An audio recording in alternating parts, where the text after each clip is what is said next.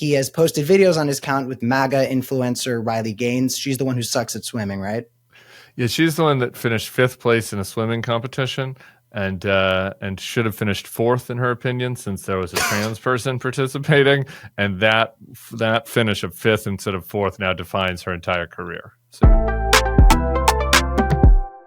Hey everybody, I'm Tim Miller.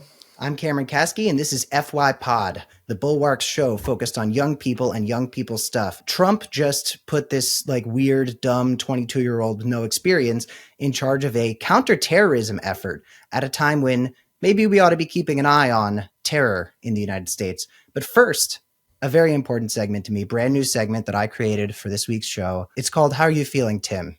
Because the other night, I was doing MSNBC and we were talking, and I was really anxious about it because, if you screw up on live TV, you can't have the editor cut it out. And I was just like, how does Tim do this? And then that just put me in the context of Tim's emotional world and his truth. And I'm just like, how does Tim do a lot of stuff? And then I was like, man, men don't check in on each other's feelings enough, and I don't know if JVL and Bill Kristol are asking you how you're feeling, but it's like, you're a dad. You're a husband. You're a political commentator at a time when we're provoking war with Iran. And it's like, I love you, brother. You're my fucking boy, and to the end of my days and everything. And I'm just like, how are you doing? How are you feeling, man? That's so sweet. You didn't tell me about this new segment. Thank you, Cameron. I am doing pretty good. I'm going on vacation in 2 weeks, and I have a surprise for you, which I'm not going to tell you about right now live on air.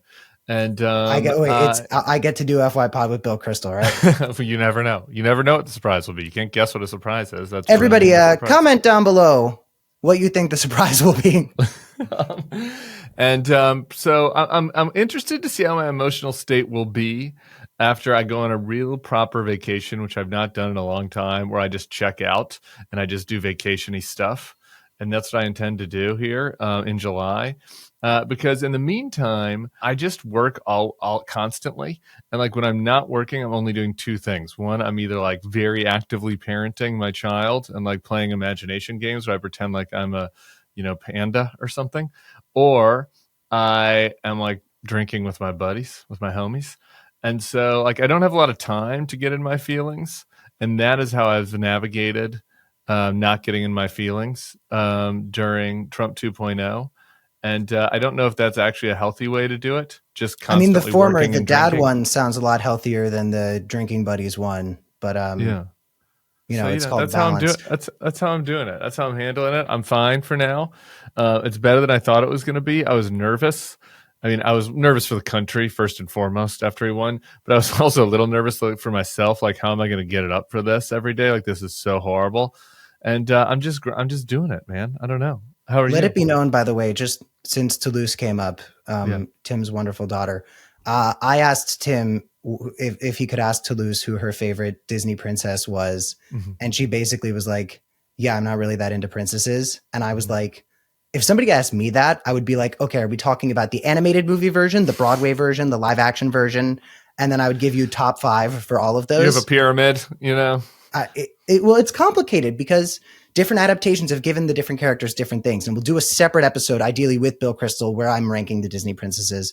Okay. But just for those of you who are listening and want to hear us talk about Trump's 22-year-old counter-terror kid, Toulouse, Tim's daughter, has less to say about Disney princesses than his 24-year-old co-host of FY Pod. So anyway. Significantly less. She said she didn't know she doesn't like princesses, and then walked away, and then turned around and was like, does Ariel count? And I was like, yeah. And she goes, I guess Ariel, and then walked away again and started playing football. So completely valid answer, by the way. It's not my answer, but I see the merits.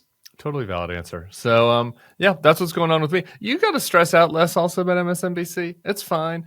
Once I just realized that the best thing to do on cable news is just let it rip, the better I was. And so... Wait, that brings me to a story that would be a good segue into our main topic, which is I was in the elevator at 30 Rock on the way up to the studio, and I was chatting with the producer, this really nice lady who I really love hanging out with. Lady.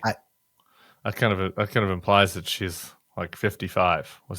She's probably was it a grown woman? Late 20s. Okay. I don't know if she would want to be called a lady, but continue. Go ahead. I would love to be called a gentleman. Okay, gentlemen. We were talking about just like, oh, how's your weekend going? And she said, oh, I'm on call till 1 a.m. tonight. So hopefully there's no breaking news, nothing too crazy. I go up, I do the segment. She walks me out. We have a nice little chat. I enter the elevator. I get to the first floor of 30 Rock. I look at my phone. It's like, oh, we just bombed Iran. That news dropped while I was on my way down from the live segment. Well, there you go. You're lucky you weren't on there. I'll say this. This is my one pro tip for you or for anyone else that finds themselves on cable news. Something you forget. This is my media coaching for you. You control what you say, actually. They can ask you what they want, but if you don't know anything about that, or if you're not sure, if you're worried you might get in trouble, or you're not steeped in that, you can kind of just like talk about what you plan to talk about and just be like, I, as far as that's concerned, I'm not sure, but here's the thing that I care about in the news, blah, blah, blah, and then stop. You can the also hardest talk part, short. though, is that there's a commercial break coming. So there's certain conversations we're in where I get pushback on something and I'm totally ready to show up and explain further what I was talking about. And then it's like, oh, we have to cut to commercial. And these hosts, I'm like, how the fuck do these people do this for like 6 hours at a time where they have to engage in these political discussions?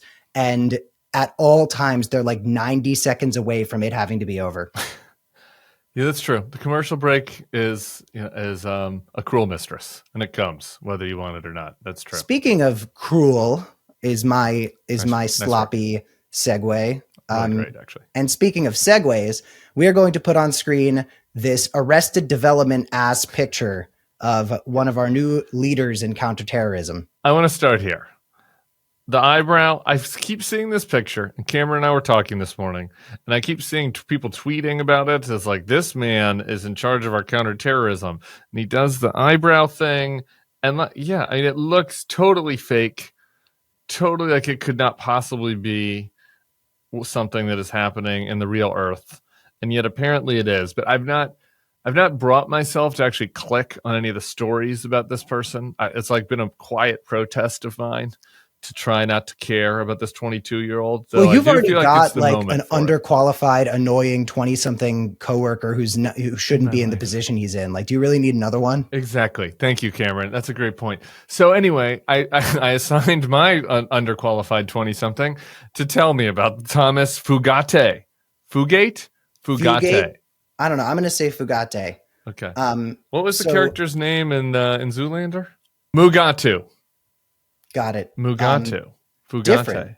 Different. So Thomas Fugate, in what is not a first in this Trump administration, as some might observe, is not qualified for his position.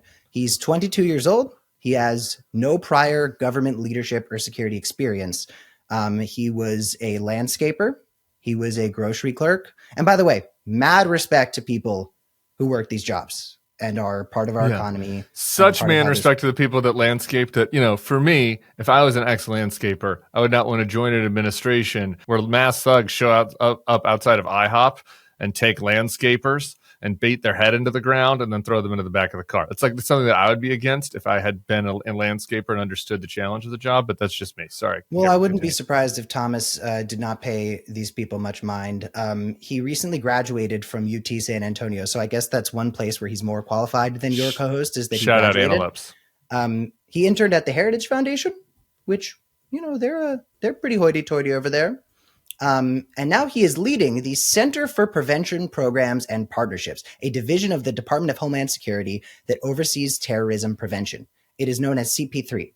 The CP3 works to combat terrorism, school shootings, and other hate-driven violence, and it oversees an $18 million grant program intended to help communities battle violent extremism. So now let's do what we should always do with our DHS leaders and talk about his LinkedIn. By the way, I don't know if any of you people see this. This is a side note. If you're using AI for your LinkedIn picture, you're part of the problem. Moving on. The hair is a choice that he doesn't need to be making. I will judge anybody for their hair, not if they're balding or anything like that, but at the end of the day, their haircut. Like, I get bad haircuts, and if you want to give me shit for it, it's like, okay, that's a great note. I'll try to get a better haircut next time. Anyway, Thomas needs to work on one. Thomas Fugate LinkedIn, landscape business owner. That probably means he was just like going to his parents' friends' places, and like his parents were like, hey, my son wants to, mow your lawn. Can you give him $50, but I guess that is being a business owner. It's probably more qualified business than a lot of the people Trump calls successful business people. I don't know if he's bankrupted any landscaping companies, so that puts him above the Donald. He said at his grocery store, he would perform various duties around every department of the store, fulfilling key duties, using the same word twice in one sentence, contributing to store operations, which is a very college application, LinkedIn way to put I worked at the store. But then he was an advanced team member for Trump 2024. He was a, quote, special assistant at an immigration office at the DHS. And then he got his promotion from special assistant at the immigration office to overseeing an $18 million budget to combat terrorism while we have a president who is doing everything he can to provoke people who fund a lot of terrorism all over. I want to talk about that, the job part, but just really quick on the LinkedIn. Did you just kind of zoom over there, his leadership experience at the Model UN Club? Oh my God, my bad. Because as somebody who was a award-winning Model UN participant in the year 2000, at Naaman, I received a National Naaman Award the year of your birth. I was winning an award. Was a rare Model UN participant who was smoking marijuana and winning awards simultaneously, just to show my range. And boy, unfortunately, I lost my range a little bit for the following year because I kind of leaned a little bit over too far into the one direction, and it hurt my skill set, on the actual debating. So I did not. When I was around that age, I also leaned a little too far into one direction. That's called being queer. But I'm just saying, Thomas and I have that in common. We both have leadership experience. I was the club head of Model UN at Regis Jesuit High School, and so I just don't want. I also want to make sure you didn't miss that. But I even think like Jeb Bush, for whom you were the comms director, which is a pretty serious position. Like, I feel like he probably wouldn't have put you in like a security role, though. You know what I'm saying? At DHS? No, hell no. Are you kidding me? No. Anyway, his LinkedIn profile, I'll have Dante throw this up as well, also features a photo taken in front of the DHS seal, marked by a wryly arched eyebrow, which I do in photos as well, seemingly reflecting the self-awareness of a young man who knows he's on the fucking up and up, baby. A senior DHS official has said that Mr. Tom has performed well in his current role and due to his success has been temporarily given additional leadership responsibilities in the Center for blah, blah, blah. And this is a credit to his work ethic and success on the job, which I have to say is pretty impressive because you know what they say about fucking Gen Z employees, man. You guys are tough to deal with. So a couple of thoughts. I need to issue a correction. I shouted out the Antelopes earlier. UT San Antonio is actually the Roadrunners. Misinformation here at the Bulwark. I want to make sure that we adhere to the highest level of accuracy here at the Bulwark. I just want to note the kind of person whose position he took, William Braniff, this person who held this position under Joe Biden. He resigned in protest when Trump won. Shout out you, William Braniff. He's a graduate of the United States Military Academy and the School of Advanced International Studies at Johns Hopkins University. So, it seems like he's got a little bit more experience as a scholar of counterterrorism. Just kind of the type of person what he has less experience in, probably, I don't know. I mean, these days, people of all ages seem to be all about this, but I bet he has less experience in social media. So Thomas Fugate had a political-themed IG account featuring the motto, "Men used to do great things. I believe they still can." Now, I know what you're thinking. Oh, no. This might imply some gender dysphoria since he did not say we still can. That I cannot diagnose. But he has posted videos on his account with the disgraced Kennedy Center president, with MAGA influencer Riley Gaines. She's the one who sucks at swimming, right? Yeah, she's the one that finished 5th place in a swimming competition. And should have finished 4th in her opinion, since there was a trans person participating, and that finish of 5th instead of 4th now defines her entire career. So yeah, also in the esteemed company of Mr. Tommy Fugate was Greg Abbott and Boris Johnson, which I have to admit I was kind of surprised to see. But they found an older Twitter account as well. Under the name. What kind of stuff? Can I ask you about this Instagram account? Like what kind? So it's men used to do great things. So it's what, like pictures of like the building of the pyramids, or like pictures of like Iwo Jima, or like what or what? I only read articles. I didn't go to the Okay. We account. I didn't didn't, actually because look if you at it. go All to right, the you keep account, talking while I try to find this. Okay. if you go to the tell. account, the algorithm gets trained to show you more stuff like that. And Yeah. I want my algorithm to keep showing me Legos Smart. and attractive people, not Tommy Fugate. Smart. But an older Twitter account under the name Trey Fugate featured Legos, which I just Like mentioned you. totally coincidentally, Star Wars, and global humanitarian efforts. That's right. On this account, he once urged Texas politicians to protect the international affairs budget and help the global poor, save lives, which doesn't sound very Doge. And it makes me think that maybe the counterterror group should have hired big balls. That is good. That's a good flag, and we should let Christy know about maybe this guy, maybe he is like a deep state in their midst, especially when you consider that there's just this New York Times article which everybody should read from today about just the degree of these USAID cuts, and it's just really horrifying. And to me, like, my takeaway is a guy like this is probably not a deep state agent hiding in the midst. I think that sometimes people think that this is just like, condescending Ivy League, whatever, lib elite types, like trying to make fun of regular folks. And I'm telling you that I'm not doing that when I say this. The Trump administration is recruiting from like the bottom of the recruitment barrel. No, like, there are just so few people that want to go in to work in these jobs that it's extremely easy to like skyrocket up the career chart if you just go fully Trump. It's much easier than going any other way, than going any other direction. Like, if you are a Democrat, if you want to go work and be the like whatever Homeland Security or National Security Policy Advisor for like a middle Democratic senator like John Hickenlooper or something, like, you are competing against other dorks who went to who like graduated in international relations from colleges all across the country. If you want to be the like chief of staff for a mid-level Republican person, like, there's no competition out there. Like, the people there, it's the talent pool is just much shallower. No, And I'm so genuinely seeing this with my of own the eyes. belief. I actually think that they pull their candidates from like Xbox Live Modern Warfare 2 chats. Like, whoever's saying the N-word the loudest gets the first job offer. I mean, like, that is an exaggeration of a point that is directionally accurate. I met a guy. I was going to write a book on young MAGAs, and it just kind of fell apart because I have to talk to you fuckers on YouTube too often to actually write another book, at least for now. But I did a couple of interviews, and I met like this guy who ran a young Republicans club.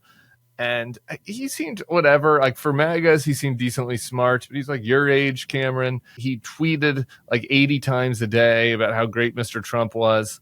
And he just got a job as like the chief of staff to a very important regulatory office, like a serious job, like a job that you would want somebody that has expertise in that industry. And this person just was like a Twitter troll. And so this is happening across the government. And I think that it's, anyway, I don't know what to do. I get asked when I speak to college classes, people are like, what advice should you give me on a career? I'm like, really? If you just want to, have no morals and go as fast as you can, you could just be MAGA. You could just say you're MAGA and you would get hired very easily. Last thing I'll say is that the Lego posts and the Star Wars stuff was 2 years before the MAGA rebrand. His Thomas, the number 4 Texas account announced that legend has it that Thomas Fugate didn't start the fire emoji, but that it has always been burning since the world's been turning. Now, Tim, people of your generation might not know this. That's a reference to the great Billy Joel in a song called "We Did Not Start the Fire." Yeah, I've heard you've kind of influenced anyway, interest in Billy Joel. I know that. Anyway, I know should that we be scared? Watch... Are you scared? Are you scared about having Thomas Fugate there? Or are you laughing?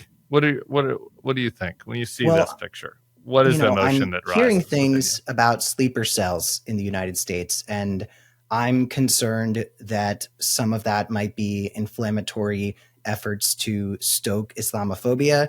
And I'm also concerned that there are sleeper cells in the United States because Iran famously is pretty fucked up and funds terror around the world. I don't really know how to feel about it yet, but generally speaking, just with the fear everywhere, I think that maybe someone who is not Thomas Fugate, I think Thomas Fugate should go back to Legos. I think there's something very concerning about it. I agree. And I would, you know who I should have?